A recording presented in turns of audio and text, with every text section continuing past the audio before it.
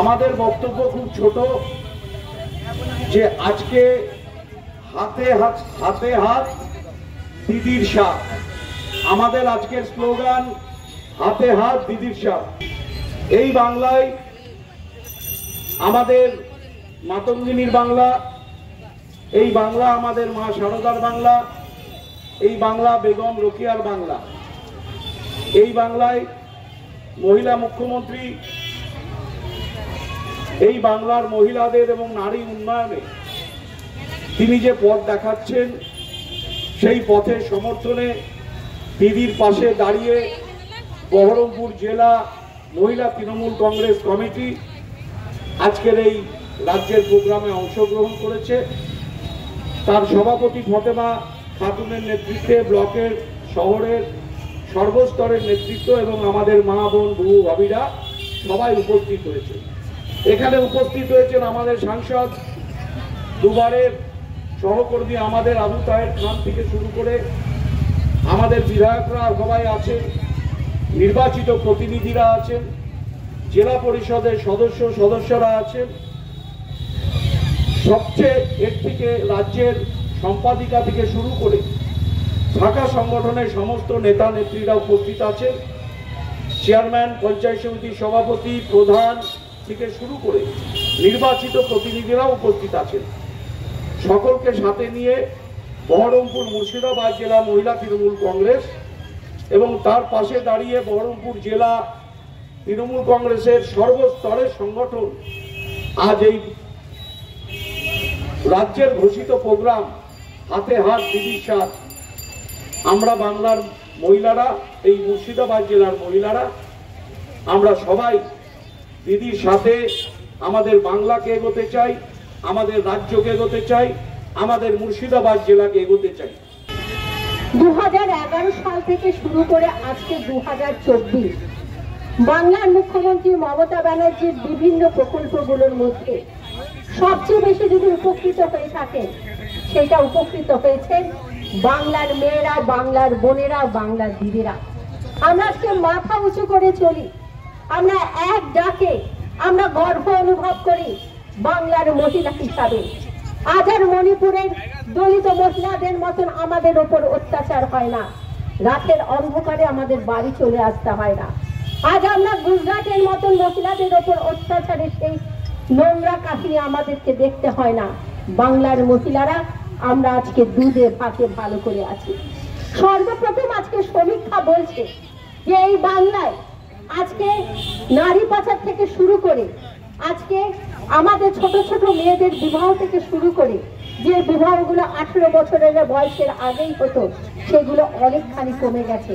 কারণ দিদি বলেছেন মেয়েদেরকে সুশিক্ষিত করতে হবে, মেয়েদেরকে লেখাপড়া শেখাতে হবে।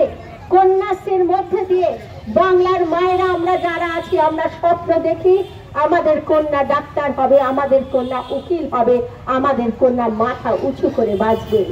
আজকে দিদি তারা স্বয়ংবর গোষ্ঠীর মধ্যে দিয়ে মহিলাদেরকে আরো বেশি শক্তিশালী করেছেন। আজকে দিদির এক একটা প্রকল্প বিশ্বের দরবারে সমাদৃত হচ্ছে।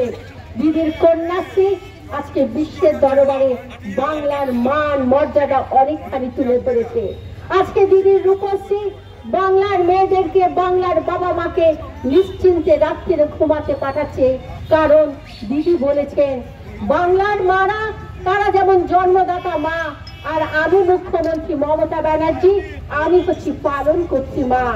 আমি আপনাদের সন্তানদের যাতে বিবাহ দেওয়া যায়, যাতে পড়াশোনা শেখানো যায়, যাতে সুস্থ শরীর দেওয়া যায়, সমস্ত কিছুর ব্যবস্থা আমি দিদি হিসাবে করব। তাই তিনি শুধু মুখ্যমন্ত্রী নন, তিনি আমাদের দিদি, তিনি আমাদের আপা, তিনি আমাদের বড় বোন।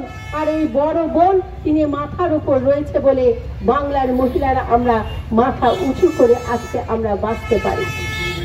কিন্তু আজকে বিরোধী শক্তির কাছে এটা ভালো লাগছে না। যে শক্তি ভারতবর্ষের মহিলাদেরকে সুরক্ষা দিতে পারে না, যে শক্তির দ্বারা ভারতবর্ষের মহিলারা যখন লুণ্ঠিত অপমানিত হয় তখন ভারতবর্ষের প্রধানমন্ত্রী চুপ করে থাকে। মণিপুরের ঘটনার পরিপ্রেক্ষিতে কখনো প্রধানমন্ত্রীর মুখ থেকে কোনো বক্তব্য আমরা শুনিনি, তখন তারা আমরা দেখতে পাই ভারতবর্ষের দিদি তাদের পাশে এসে দাঁড়ান। ভারতবর্ষের দিদি যেমন আমরা দেখেছিলাম তিনি মুখ্যমন্ত্রী হওয়ার আগে তাপসী মালিকের পাশে গিয়ে দাঁড়িয়েছিলেন, তাদের পরিবারের পাশে গিয়ে দাঁড়িয়েছিলেন। বাংলার ঘরে ঘরে প্রত্যেকটা মানুষ যখন বিপদে পড়েছিলেন মমতা ব্যানার্জি তখন সেখানে ছুটে গেছিলেন, কিন্তু বিজেপির পক্ষ থেকে এই ভূমিকা আমরা দেখতে পাই না। তাই আজকে একটা ঘটনা, যে ঘটনাকে আমরা কখনোই সমর্থন করি না, যে ঘটনার আমরা সুষ্ঠু বিচার চাই, যে আওয়াজ আমার দিদি মমতা ব্যানার্জি তুলেছেন, যে আওয়াজ আমাদের সেনাপতি অভিষেক বন্দ্যোপাধ্যায় তুলেছেন, বলেছিলেন এর সুষ্ঠু বিচার চাই। আমরা কখনো অন্যায়কে প্রশ্রয় দিই না, কিন্তু সারা বাংলা জুড়ে একটা অস্থিরতা তৈরি করলো বিরোধী শক্তি। যখন পঞ্চায়েতে তাদের মোক্ষম জবাব দেওয়া হয়েছিল, যখন আজকে লোকসভা নির্বাচনে তাদের মোক্ষম জবাব দেওয়া হয়েছিল, আজকে খড়কুটোকে আটকে রেখে তারা বাঁচার চেষ্টা করছেন। তারা চেষ্টা করছেন মমতা ব্যানার্জিকে কলুষিত করতে, তৃণমূল কংগ্রেসকে কলুষিত করতে, চন্দ্রিমাদিদের মতন নেতৃত্বকে কলুষিত করতে। কিন্তু বাংলার মহিলা আমরা সর্বদা আওয়াজ তুলছি, বাংলার মহিলা আমরা সর্বদা প্রতিবাদ করছি। বাংলার মহিলারা তাই আজকে আমরা রাস্তায় নেমেছি দিদির হাতে দিয়ে। বাংলার বোনেরা, বাংলার মায়েরা, বাংলার ভাবিরা, বাংলার বুবুরা, আমাদের একটাই আওয়াজ, দিদি তুমি এগিয়ে যাও, আমরা তোমার সঙ্গে আছি। এই শপথ আজকে এই মানববন্ধন থেকে নিয়ে আমাদেরকে বাড়ি ফিরতে হবে। সকলকে এই আহ্বান জানিয়ে আমি আমার সংক্ষিপ্ত কথা শেষ করছি। সকলে ভালো থাকবেন, ধন্যবাদ।